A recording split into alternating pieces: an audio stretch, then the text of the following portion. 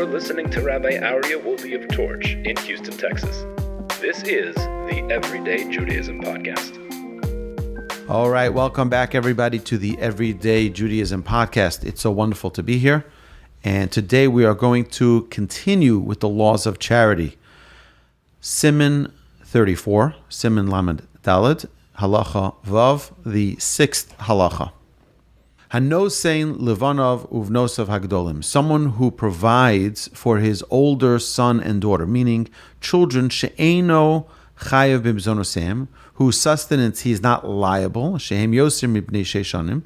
Over here he says older than 6 years old. Typically it's older than that, even that you're obligated, that a father is obligated to support.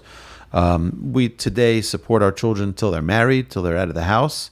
And even then, sometimes we continue to support them. So, but we're talking about Kidei Lelamed es B'habanim Torah, meaning support them, sustain them, so that they can learn Torah.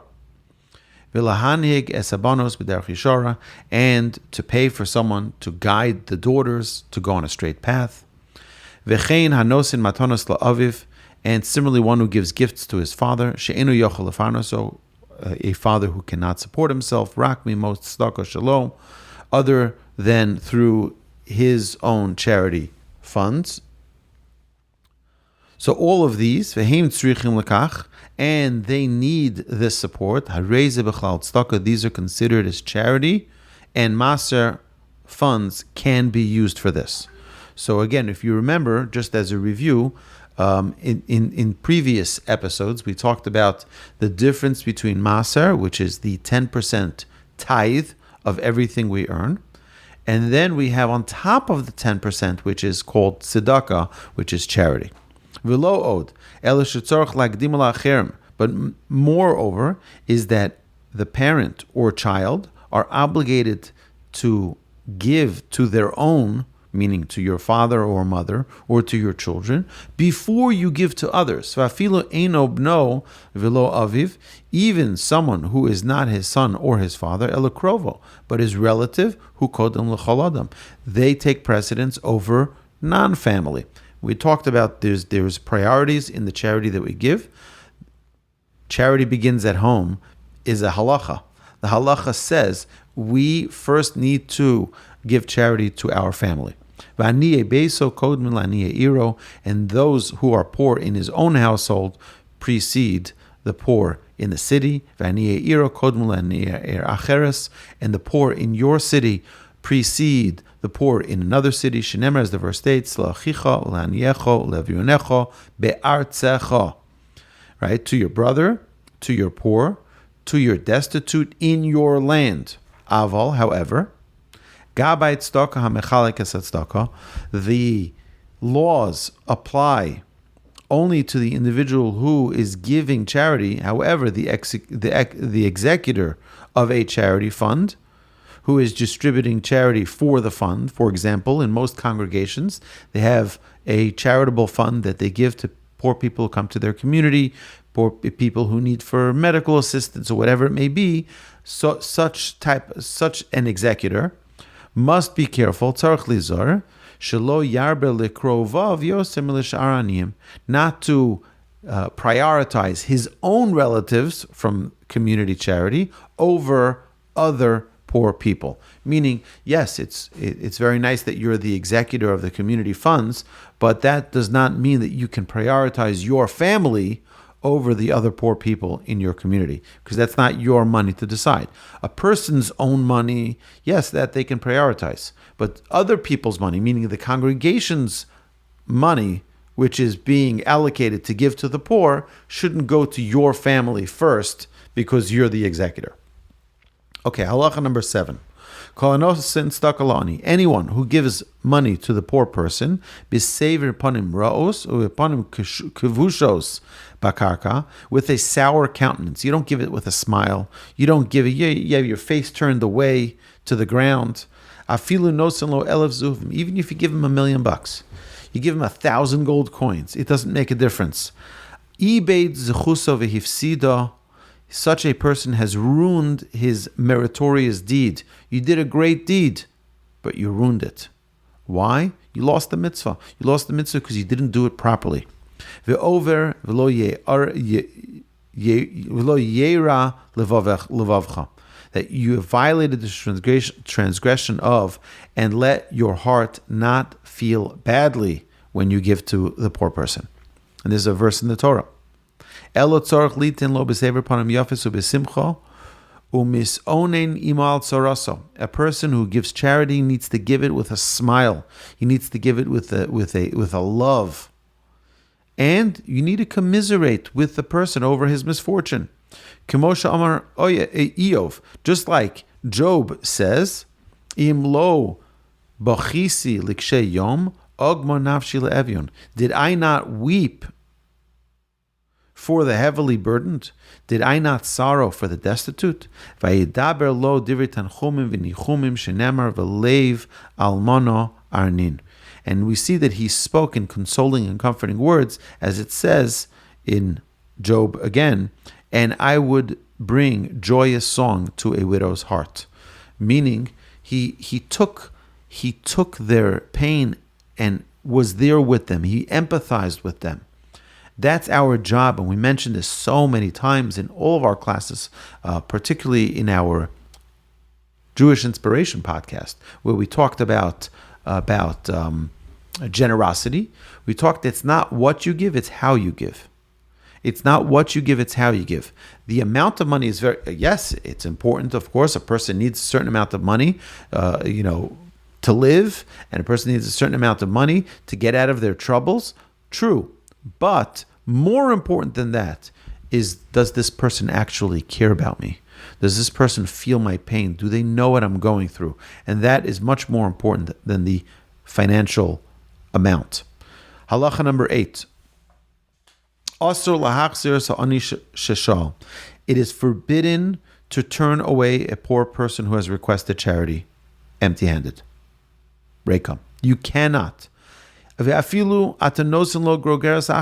if you give him one little penny, you give him a dime, a nickel, you have to give him something. You cannot leave him empty-handed. All right. It can also be, if you see someone at the street corner, they ask, you have to give them something. You can give them a wafer. You can give them a sandwich. You can give them, a candy, a drink. You can give them, but you can't not give anything. Shenemar al yashov dach nichlom. As the verse states in Psalms, let not the oppressed turn back in shame. V'im ein biyodcha klum malitin lo. And if you have nothing to give him, I have nothing. I don't have anything. Paiseo b'dvarim. Comfort them with words. V'asu ligur ba'oni. And it is forbidden to rebuke the poor. O lagbiya kolo lavitzaka, or to shout at them. Mepnei shelibo nishbar v'nitka, because they're already brokenhearted. They're already humbled. They're humiliated that they have to go door to door to ask for charity. Mepnei shelibo nishbar v'nitka.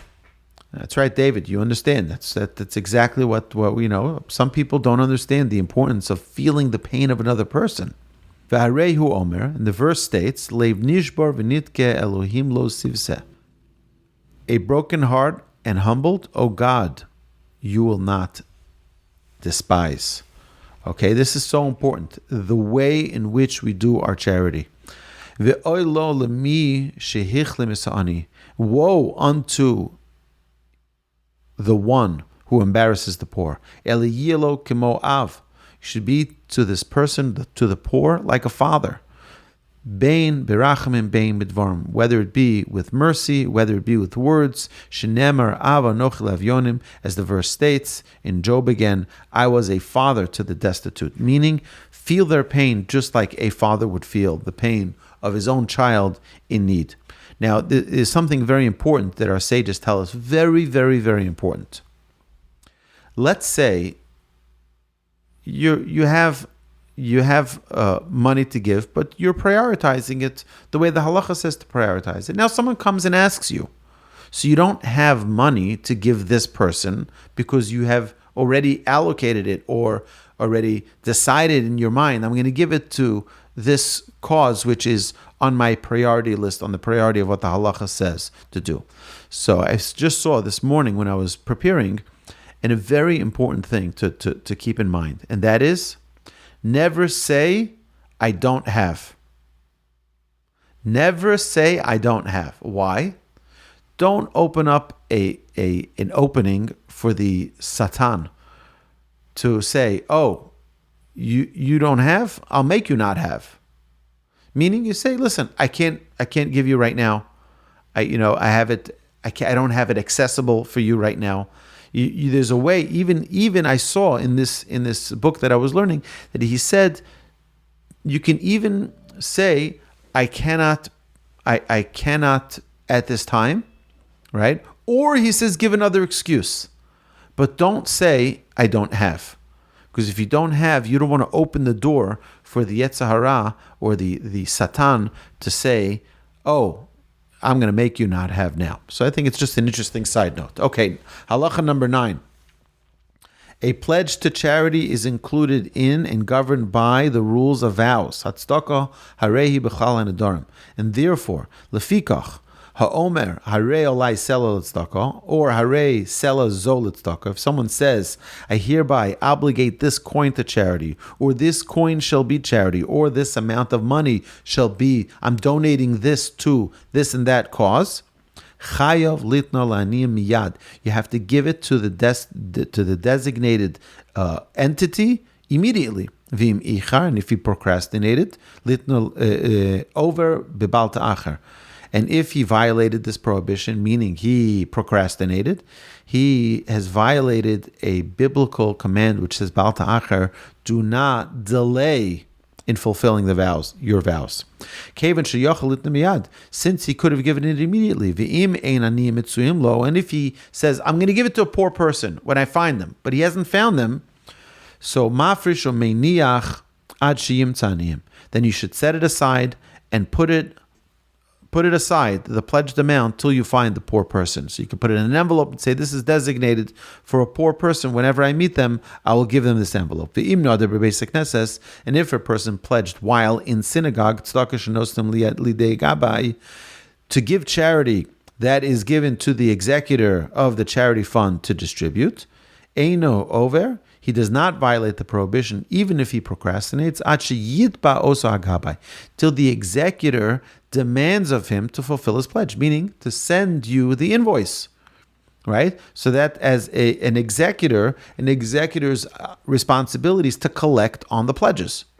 That's the executor's job. So someone who's in synagogue and they auction off the aliyah, they auction off an honor in the synagogue, right? So the congregation is obligated to invoice the person to fulfill his pledge. Now, he's still obligated, but he's not considered violating this command of not delaying the fulfillment of vows. Now, if the executor does send out the invoice, so then ve'oz over olel miyad, if he does not give it, then he does violate this prohibition immediately. Ve'im lo kishi yodea, unless he knows unless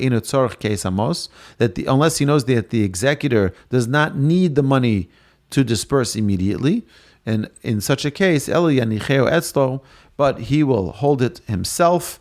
So in that case, you do not need to give it immediately to the executor or to the organization that it's pledged to.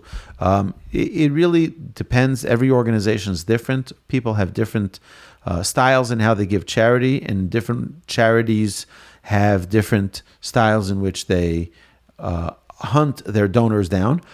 Some people, they come after you, guns blazing. You made a pledge, give me the money, right? And some are much more kind and patient and say, at the right time, people will fulfill their pledges with honesty and with accuracy. Okay, halacha number 10. Mi she'amar etein sela tzedakah lepaloni. Someone who says, I will give a coin I'll give a certain amount of money to a specific poor individual, eino over, even if he does not give the money immediately, does not violate this prohibition against delay. Ad sheyava osa'ani, until that person comes to him, v'yachol kol adam lahafrish mos l'tzedakah sheyu menachem etzlo. Similarly, a person may set aside funds for charity, with the stipulation that they will remain with him to distribute little by little as he sees fit. L'chalko b'ma'at me'at kemo sheyero el lo. So that's what people have foundations. I guess this is the idea. You have the money which is allocated. It's already given to charity. Now you can decide through the foundation how you're going to distribute that. But that is a person's decision, and a person can hold on to it till he finds the right time to do so. Hakofa acherem shitu tzedakah, one who prevails upon others to give charity, uma'aseh osan, and brings them to give charity, schoro gadol mischar nosen. Such a person gets a greater reward than the person who actually gives the charity. It's an incredible thing. Meaning, if you influence others to give charity, you get a greater reward from heaven than the person who actually gives it. Shenemar v'hoya ma'aseh tzedakah shalom. The product of charity shall be peace. And about the executors of charity, those who collect for charity and those who distribute the charity, it says, and those who make the multitudes do righteousness will shine like the stars. And unfortunately, those executors of charity who are abused by the poor because they're constantly harassing them for more and trying sometimes curse them out because they're not giving them as much as they wanted. Ein lo lachus. Don't be disturbed by this, because this humiliation only makes your reward far more greater. Halacha number 12. Hamala amala agdola she'ein lemala himeno b'mala tzedakah. The greatest, the highest level of charity, that no level of charity exists above it. He hamachzik biyad yisrael hamoch v'mata yado. Is one who strengthens the hand of a Jewish person who becomes impoverished, and as his hand falters, kodem sha'oni ligamre, before he becomes fully impoverished, sheyitein lo matana haguna b'derech kavod, to give him, not wait till he's poor, and he doesn't have anything left.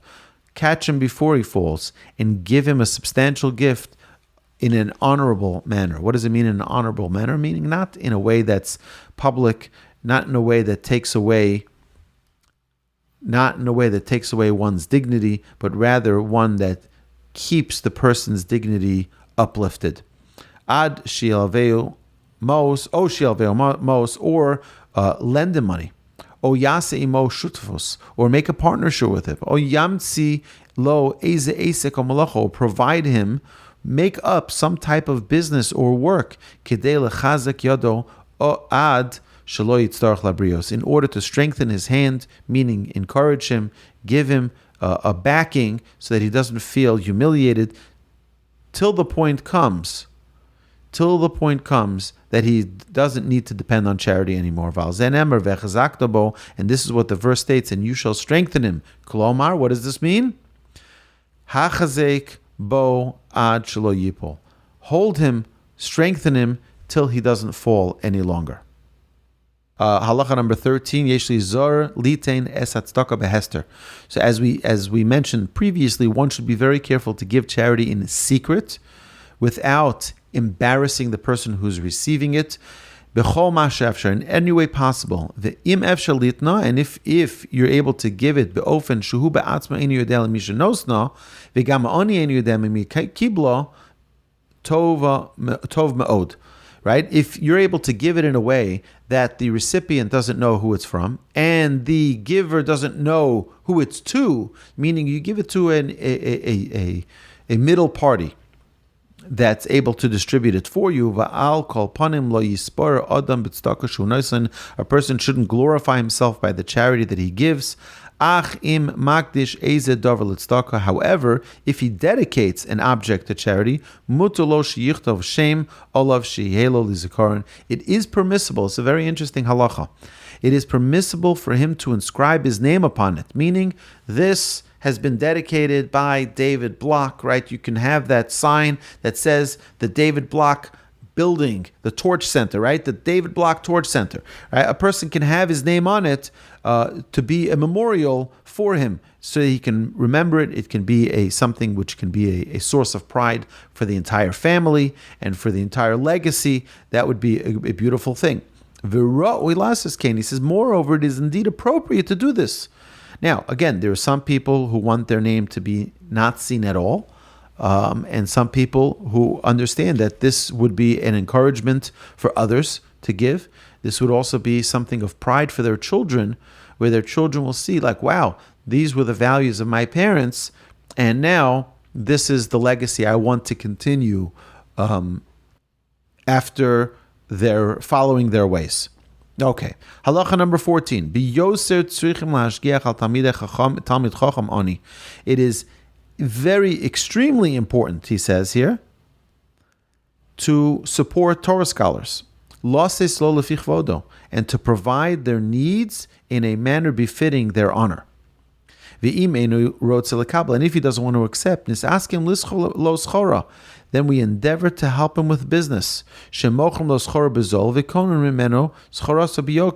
you sell him merchandise cheaply and purchase it back at a premium. And if he's knowledgeable in business, he has the business mind, then you can lend him monies with which he can do business. Our sages of blessed memory said, anyone who gives merchandise to a Torah scholar with which to do business, such a person will merit to sit in the heavenly academy with the Almighty, as it states in the Talmud. All the prophets prophesied only about the rewards that will be received by one who engages in business with a Torah scholar. And one who marries his daughter off to a Torah scholar. Halacha number 15, just two more halachas here. One should, if possible, distance himself from accepting charity. Now we're talking about the recipient now. A person should do anything he can, endure any privation, just to avoid taking from charity. Not to depend on people. And our sages of blessed memory said, treat your Shabbos table as a weekday table, and do not be dependent on people. Even one who was a respected scholar and became poor, should engage in a trade, even a repulsive trade, and do not become dependent on people. And we see in the Talmud, there are many, many scholars in the Talmud who are blacksmiths, silversmiths, they had filthy hands, right? But they were big, great scholars. They didn't want to come onto having to need the community's charity. So even they wanted to learn Torah, great, learn Torah. But they would as well find a way to support themselves with even if it was a not exactly the cleanest trade. It was a repulsive trade, one that had a bad odor, didn't make a difference. If it was dirty, didn't make a difference. Do whatever it takes not to come onto the community charity. All right, now the final halacha number 16. Kol mi she'eino tzarich litol me'atzdaka. Anyone who does not need to take from charity, umerame es habrios v'notel, and deceives people into assuming that he is poor and thus takes from charity funds, eino meis achdi tzarich labrios. Such a person is sort of, what do they call it? They call it to manifest. He's manifesting poverty. And such a person will not die until he is forced to truly become dependent on others. And anyone who needs to take charity and is unable to live unless he takes, someone who's elderly, someone who's sick, or someone who's afflicted, and refuses to take due to his inflated pride, such a person is considered a murderer. Why aren't you taking from charity to provide for yourself, to take for you. You're liable for your own life. Ve'ein lo b'tzaro ella avonos v'chatoim. And he does not have any merit for his self-affliction, rather it is only sin and transgression. However, anyone who does need to accept charity but accepts privation upon himself and pushes off the time which he would accept charity by living a life of deprivation, so as not to be a burden on the community, such a person will not die until he has the means to support others. And regarding such a person, it states, blessed is the person who trusts in Hashem. Okay, so there's a difference between one who is unable to live, someone who is going to die, someone who is sick, afflicted with terrible, disease or whatever it may be, someone who's extremely old, and just because of their inflated pride doesn't want to accept. That's not okay. But there are many, many amazing stories of people who were extremely, extremely rewarded for their greatness. I'll tell you the quick story of Yasala, the holy miser. I was actually at his grave. I went to his grave in Poland. It really is an amazing story. So what happened was that he passed away. Right before he passed away, he was known as the miser. And what would happen? People would ask him for charity. He would say, "No way, get out of here! I'm not giving you charity." Right? And everybody tried and tried and tried. Finally, he was on his deathbed, and the rabbis came and they said, if you don't give us money for your burial, we're not going to be able to bury you in the cemetery. He started laughing. He says, "You think you're going to get money out of me? You're not going to get any money out of me. It's not going to help. Whatever you try to do, I'm not giving you money." So they said, "It's the last warning. You're about to die. Turns out he did not give them money, and they buried him outside the cemetery. What turned out is that was a Tuesday. Wednesday morning, the rabbi gets a knock on the door from a poor person, and the poor person says, I need money for Shabbos. Shabbos is coming. I don't have money. And the rabbi's like, "Well, what did you do last Shabbos?" He says, "Well, I don't know. I would get an envelope under my door, and I would have charity." And one person after another would come to the rabbi's house asking for charity from the community fund. And one after another, each one was saying the exact same story. What happened last week? Last week, we got money under the door. Last week, we got money under the door. This week, there's no money under the door. And the rabbi started asking and investigating more what happened. Each one would say, "Well, we would all go to Yasala, the holy miser, and we would all be persuaded that we were the one who was going to be able to change him. We would be able to crack the code, how to get money out of him. And we'd prepare our whole proposal to Yasala, and he would welcome us into his house, and he would serve us food and wine and dine us. And then he'd say, "Okay, now why did you come?" He said, "Well, I came, I have a wife and children. I lost my job. I need livelihood." He would say, "Oh, really? How much do you need?" They'd say, "I would need, let's say $500. You said, "You need $500. Where, how many children do you have?" He would tell him how many children, where exactly do you live, how much is rent, etc., etc. He would get all the vital information, and then suddenly he'd put on an angry face. And he'd say, "You think I'm going to give you this money? Get out of my house." He'd throw him down the steps. "Get out of here. Don't ever come back here." And every single one of these poor people had the same story with this Yasala, the holy miser. What happened is that what they didn't realize is he was taking copious notes from each one of these people and then providing them money under their door. He would slip every Wednesday morning. He would slip an envelope with cash under their door so that they would never suspect that it was actually him. And he would go privately, door to door, to each one of these poor people, slip it under their door anonymously, and they had money for Shabbos. So on his tombstone it said, Yasala Kamtzen, here is buried Yasala the miser, but then they added underneath it, Kadosh, the holy miser. We didn't know that he was such a holy man. They didn't realize that really he was supporting the entire community. All the poor people in the community were, those who were destitute needed his charity that he gave. And the week that he passed away, suddenly nobody had anymore.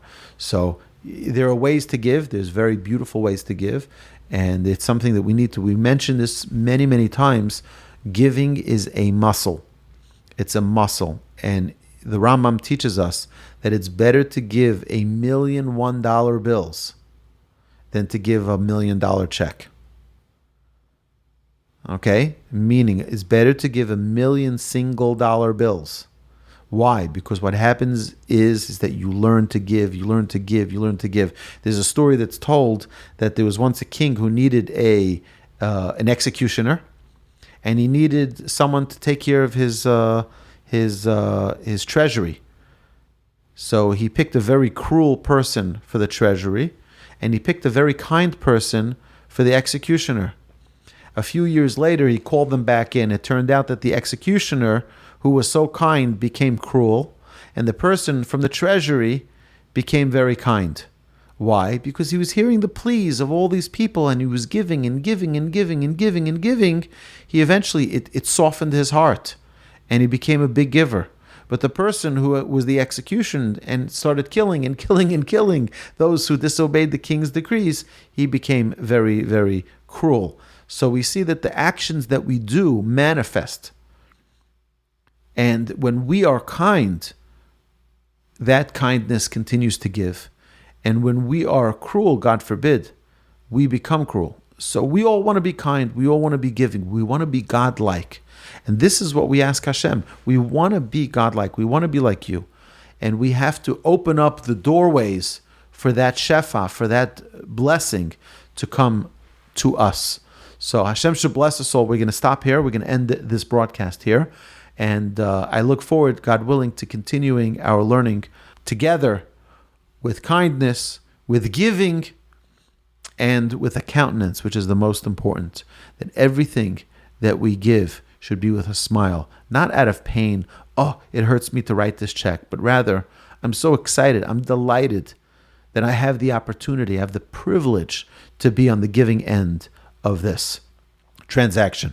My dear friends, today's Thursday. It's almost Shabbos. Have an amazing Shabbos. I look forward. If anybody has any questions, I'll open the floor to questions. You've been listening to Rabbi Aryeh Wolbe on a podcast produced by Torch, the Torah Outreach Resource Center of Houston.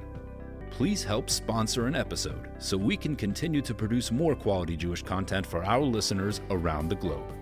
Please visit torchweb.org to donate and partner with us on this incredible endeavor.